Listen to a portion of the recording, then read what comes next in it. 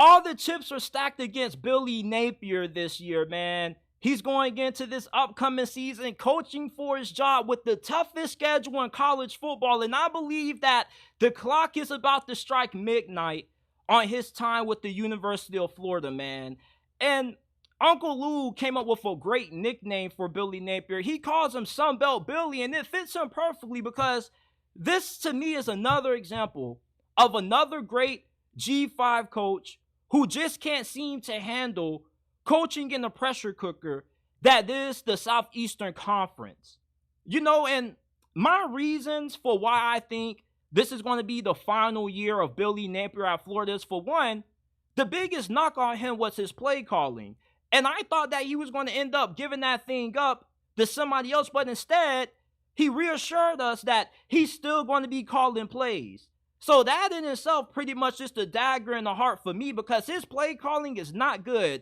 Everybody tried to blame Florida's struggles in 2022 on Anthony Richardson. And ironically, he goes to the National Football League. He starts week 1 despite everybody saying how he wasn't ready. And he looked better for the coach than what he ever did for Florida. Who's the reason for that? I put it on Billy Napier.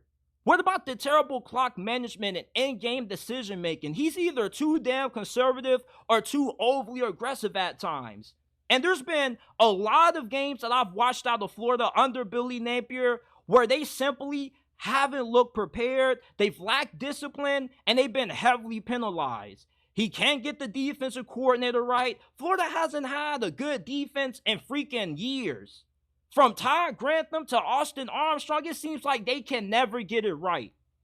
And the biggest knock on Billy Napier, the poor play calling, was the strength of Dan Mullen, but Dan Mullen got fired, though. He wasn't good enough for Florida. And he took them to an SEC championship and multiple New Year's Six bowl games. But what's Billy Napier done his first couple years at Florida?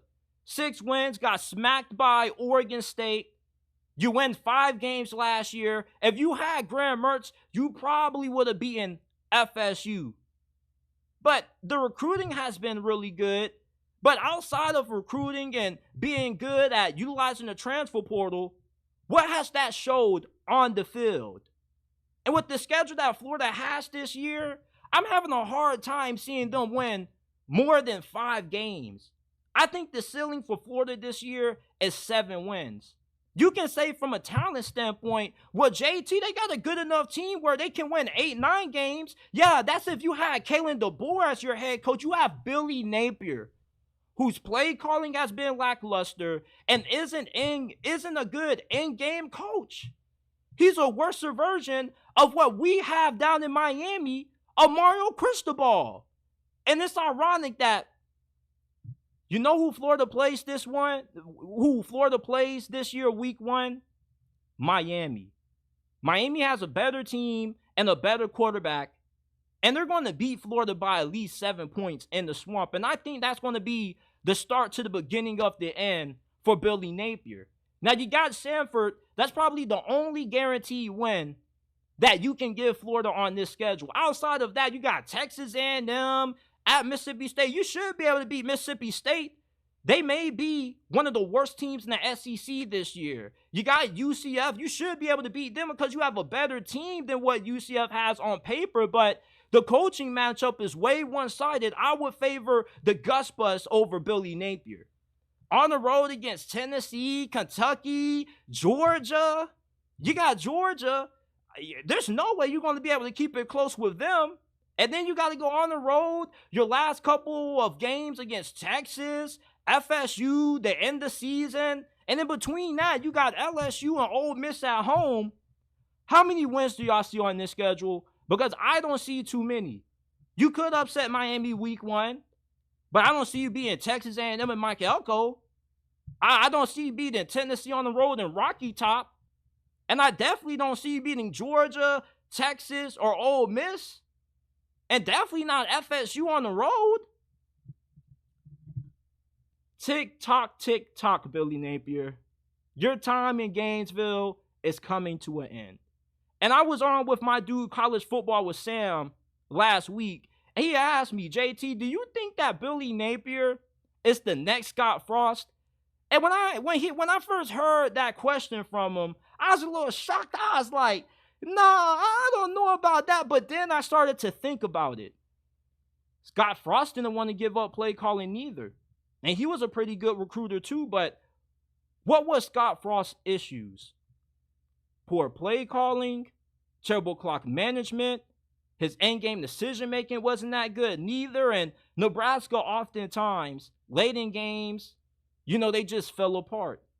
And there are a lot of overlaying issues that Scott Frost had at Nebraska that you definitely can see similarities to Billy Napier for sure. I get that we can be optimistic. I want Billy Napier to win. I've been rooting for this dude ever since he first took the Florida job because I watched so many games of his when he was winning Sun Belt titles with Louisiana having Levi Lewis and Elijah Mitchell at running back. But he may just be another one of those cases where he's not meant to be coaching at the SEC.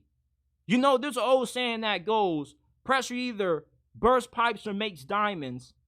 And I think we're about to see the pipe of Billy Napier get burst this season down in Gainesville in the swamp this year because I don't see how he makes it out. Now, if they have a bunch of one-possession losses or they find a way to get the 6 wins, then he definitely should be back for another year.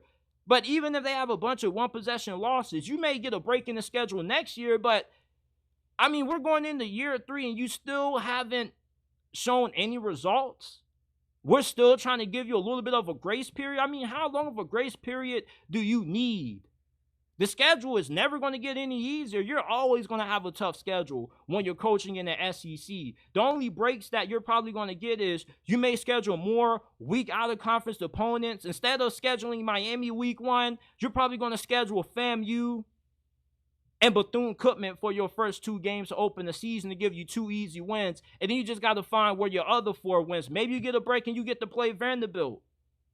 But I just don't see Billy Napier having too much success this year. I think it's the end of the road for him. Hell, Shane Beamer, his first couple of years at South Carolina, he overachieved with relatively difficult schedules. So if Shane Beamer can overachieve at South Carolina, why can't Billy Napier do the same thing at Florida?